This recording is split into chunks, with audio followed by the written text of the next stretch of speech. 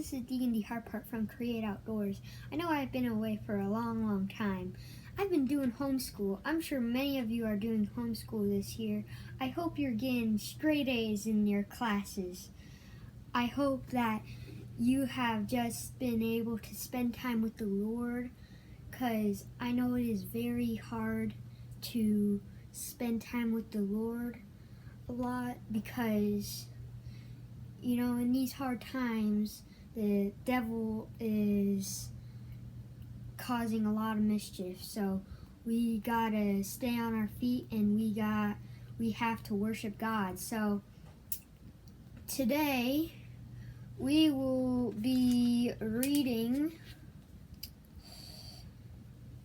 the book of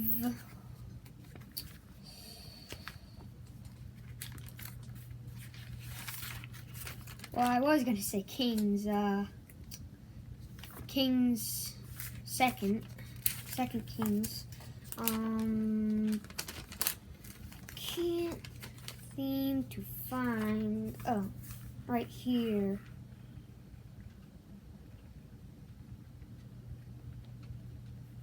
Oh, well, I guess we're doing Samuel today. So we are reading the book of Second Samuel today. All right. So we're starting at page 351. Now it came to pass after the death of Saul, when David had returned from slaughter of the Amalekites, and David had stayed 2 days in Ziklag. On the third day, behold, it happened that a man came from Saul's camp with his clothes torn and dust on his head. So it was when he came to David that he fell to the ground and protested himself. And David said to him, "Where have you come from?" So he said to him, "I have escaped from the camp of Israel." Then David said to him, How did the matter go? Please tell me." And he answered, "The people have fled from the battle. Many of the people are fallen and dead, and Samuel and Jonah, his son, are also dead." So David said to the young man who told him, "How do you know that Saul and Jonah, his son, are dead?"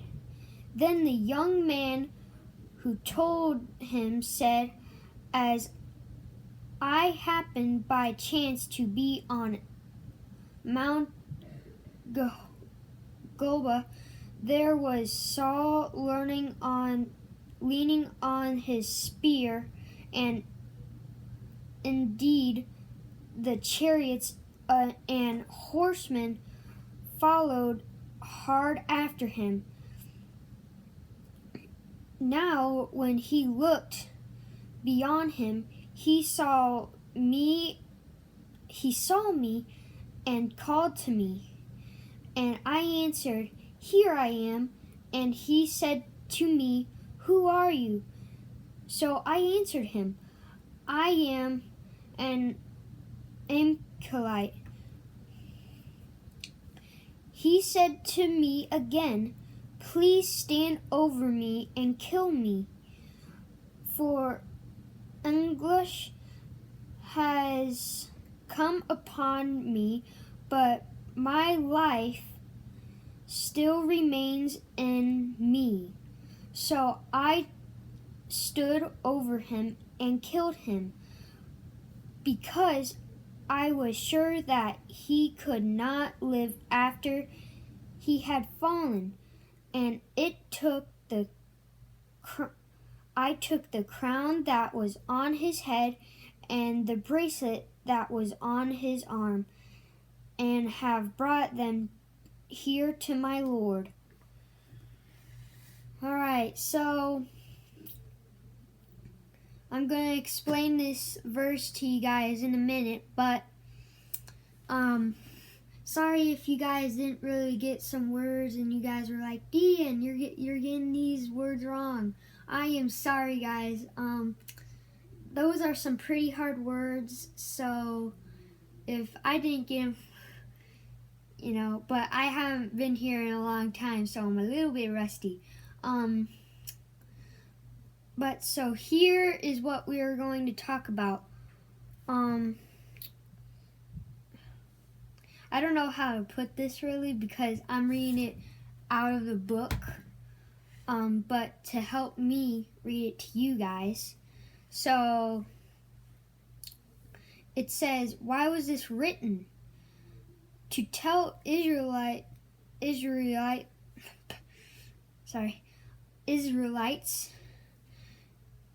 Israel's history, and to show what happens when people obey God and what happens when they disobey Him. So what that means is it means when we obey God, He will make us. So I'm sure that some of you guys love superheroes, like maybe you guys like Marvel, maybe you guys like DC, like Batman or Captain America or Iron Man or Hulk or Superman. All those guys, I really like them because they got superpowers, except for Batman. I'm just joking. But here's what I'm saying. God can make you a superhero just by helping somebody cross the street or helping somebody with their groceries, getting them out of their car, like your next door neighbor. Every time you help somebody, it pleases God, as long as you don't do it with a bad attitude, because that makes God think that you're obeying your parents or something, but you're not honoring Him. So you can be a superhero because you can have the power of kindness, and you can go and help somebody.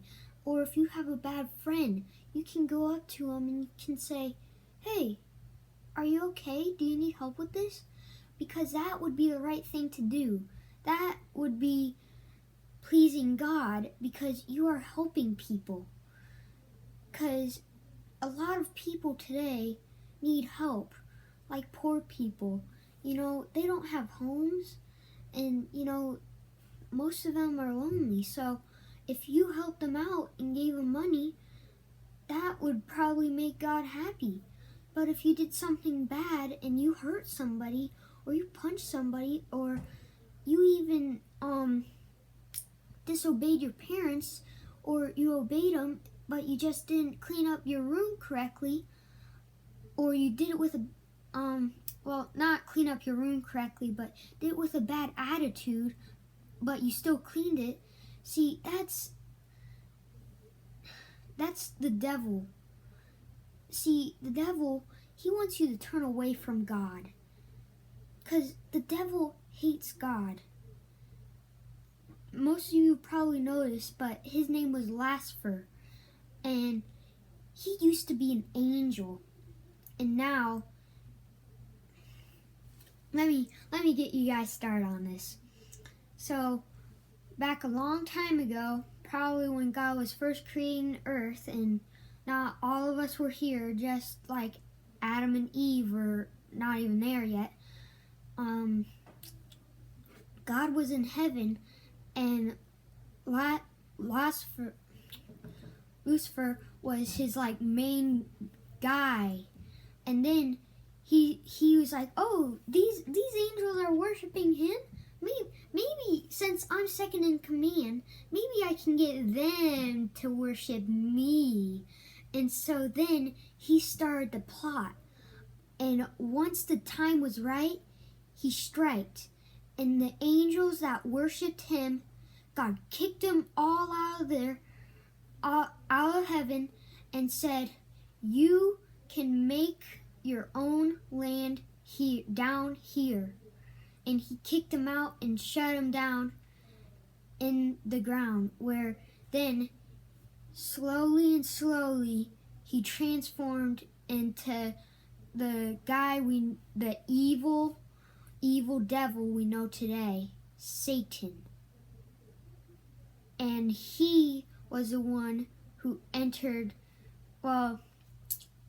he was the one who tricked Eve into eating that fruit. And then sin entered the world. So that is why you cannot let the devil take control of you or your heart. You need to stay with God. You need to know that if anything ever bad happens to you, remember that God will be right here or right here or right here with you. Everywhere you are, God and Jesus and all your family members, even the ones that are gone, they're still with you. Yeah, sure, time to time you will get sad and you may even cry. But guess what? You know, they're still right here every day. Guys, I hope you guys have a great day today. Have a good day.